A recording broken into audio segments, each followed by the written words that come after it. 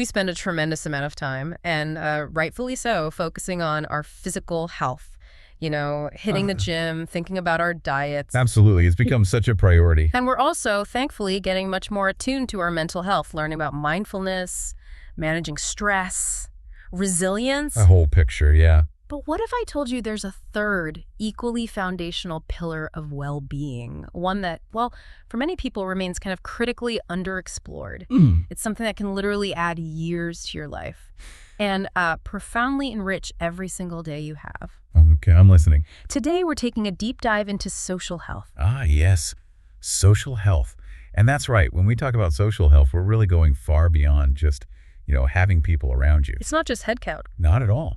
It's about actively cultivating meaningful, deeply connected relationships, really fostering a profound sense of belonging. Okay. And this means having those specific individuals in your life, could be friends, family, maybe even colleagues, who you can truly open up to. The real confidants. Exactly. Yeah. People who actively listen, without judgment, and who form a robust support system, one that's designed to genuinely lift you up when you need it most.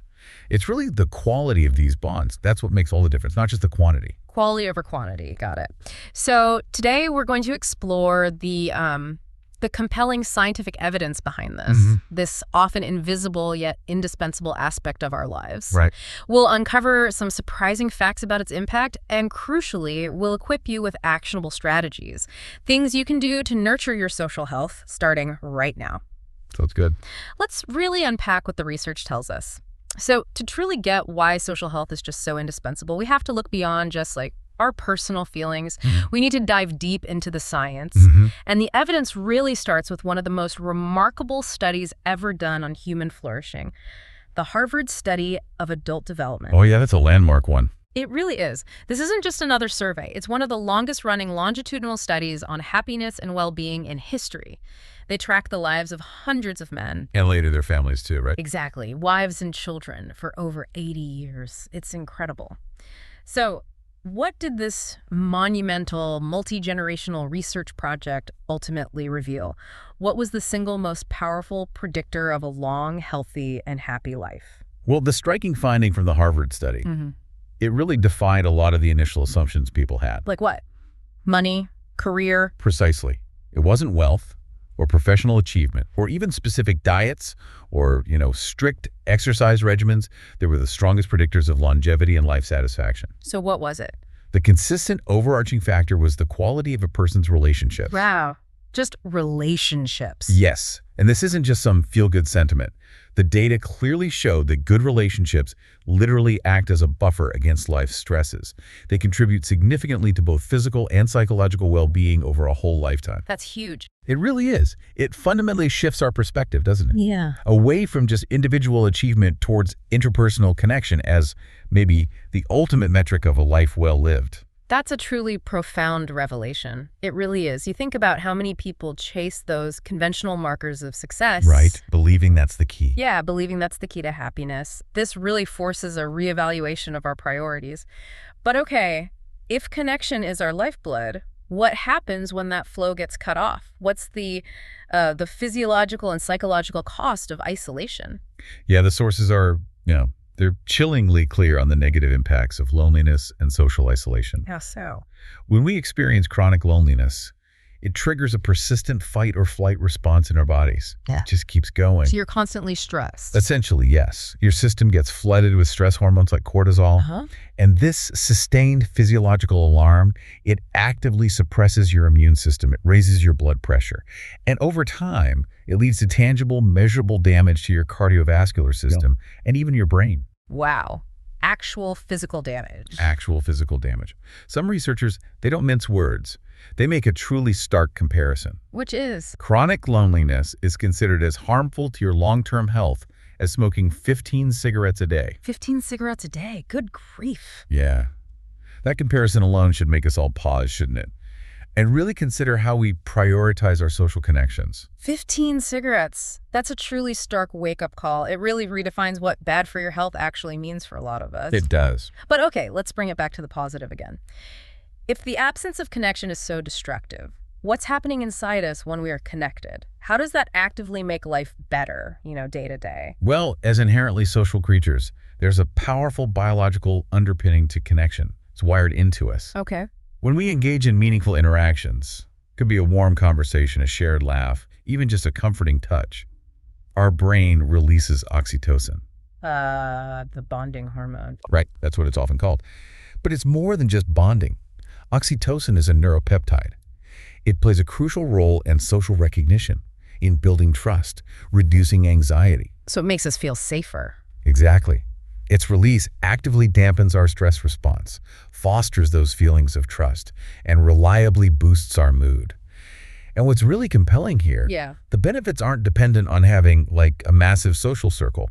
The research strongly emphasizes quality over quantity. Back to that again? Yes. Yeah. Even one or two deeply supportive, high-trust connections can have an enormous measurable impact on your overall well-being and your resilience. That biological feedback loop makes so much sense. It feels right. And as we navigate different life stages, does this emphasis on social health shift? Or maybe become even more critical?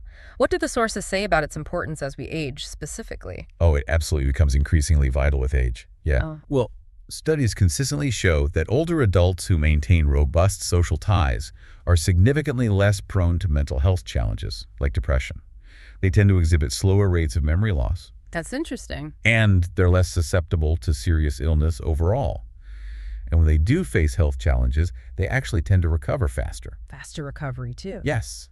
Plus, they maintain clearer cognitive function and consistently report higher overall life satisfaction. That's quite a list of benefits. It is, and you see a powerful illustration of this in communities known as blue zones.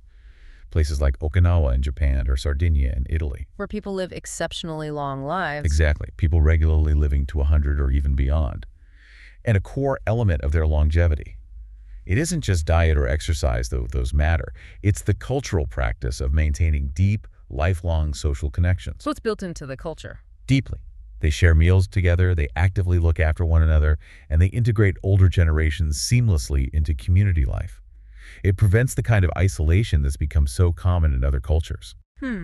That leads us to a fascinating paradox, doesn't it? With that. We live in a world that, on the surface, promises more connection than ever before through our phones, social media, all these digital platforms. Right. Constant connection. Yet, at the very same time, surveys and mental health data suggest that loneliness is reaching epidemic levels globally. What's going on there? Why is there this disconnect? Yeah, it's a huge question. And the disconnect, I think, stems from the nature of those connections. How do you mean? Well, technology, remote work, increasingly busy schedules, they offer this sort of superficial sense of connection, right? But they often replace deep, nuanced conversations with quick texts. Guilty as charged. We all are. Okay. And genuine community gatherings get replaced with endless scrolling. Those warm face-to-face interactions, they become emojis. Just digital representations. Exactly.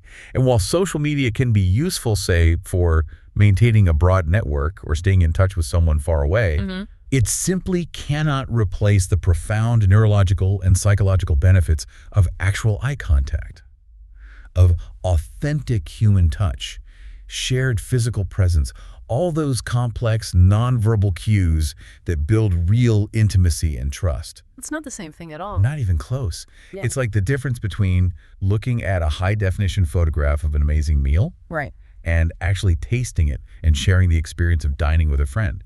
One is information, the other is, well, nourishment. That's a great analogy. It really highlights the difference between just perceived connection and that deeply felt connection.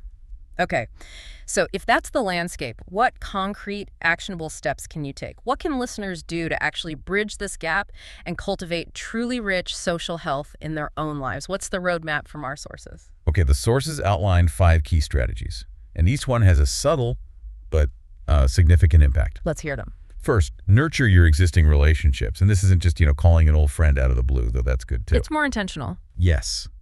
It's about consciously investing time and energy into the people already in your life who truly matter.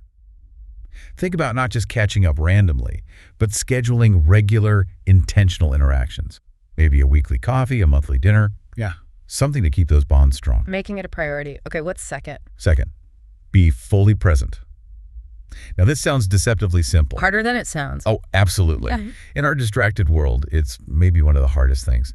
It means actively putting your phone away, fighting that urge to multitask, and truly dedicating your full cognitive and emotional attention to the person right there in front of you. Deep listening. Deep listening. It builds that sense of being truly seen and heard, which is just fundamental to connection. Makes sense. Third, expand your circle thoughtfully. And again, this isn't about just collecting acquaintances like on social media. Right. It's about maybe joining clubs or volunteering for a cause you genuinely care about, taking a class, attending community events that actually align with your interests, shared activities, and repeated low-stakes interactions. That's the bedrock upon which new, deeper connections often form. Finding common ground. Exactly.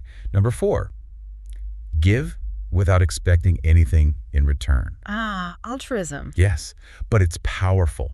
Small, selfless acts of kindness. It's not just about being nice. Research actually shows that selfless acts activate specific brain regions associated with reward and social bonding. Really? In the giver? Yes, in the giver. It creates this feedback loop that strengthens connections, not just for the recipient, but deep within the giver's own neurochemistry too. That's fascinating. Okay, and the last one. And finally, number 5, work on your communication skills. And this isn't just about speaking clearly. It involves showing genuine respect for others' views, even when they differ wildly from your own, and practicing deep empathy, actively trying to see things from another person's perspective.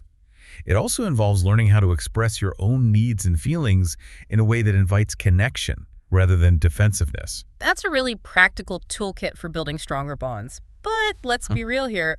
Relationships aren't always, a smooth upward curve. Definitely not. There are inevitable bumps, disagreements, misunderstandings. How do we navigate those moments without actually damaging the very connections we're trying so hard to build? That's a crucial point. Yeah. And it's really important to understand that disagreements and misunderstandings, they're not just normal. They're actually an inevitable and often healthy part of any close relationship. Healthy? How? Because the critical factor isn't avoiding conflict entirely. It's your ability to repair and strengthen the relationship after those moments of rupture. Repair. Okay. Yeah. This involves taking responsibility, offering a genuine apology when you're in the wrong, cultivating the capacity to forgive when it's appropriate, and crucially, maintaining open and honest lines of communication, even when it feels really difficult or uncomfortable. Sticking with it. Exactly. Those moments of repair, when you handle them with care and respect, can actually deepen trust and understanding. They can make the relationship more resilient in the long run. So, okay, wrapping this all up.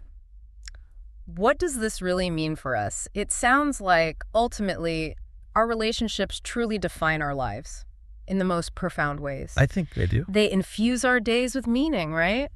They make our joys feel exponentially sweeter. Absolutely. And they certainly make our struggles feel lighter, easier to bear. And this offers, I think, a really crucial reframe on self-care for everyone listening. How so? It's not just about the gym or finding time for quiet meditation, as vital as those practices are, and they are vital. But self-care is equally, maybe even more, about intentionally nurturing the people who lift you up and making sure you actively contribute to lifting them up too. It's reciprocal. Exactly. It's an interdependent act.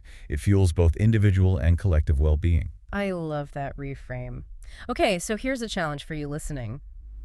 This week, reach out to someone you value but maybe haven't spoken to properly in a while. Good challenge. And don't just send a text, actually make a call. Ask how they're genuinely doing. Listen deeply. And share something authentic about your own life, too. A two-way street. Exactly. You might be surprised how such a seemingly small step can brighten both your day and theirs. And in doing so, you're strengthening that invisible medicine, the one that protects your heart, sharpens your mind, and adds profound richness and maybe even years to your life.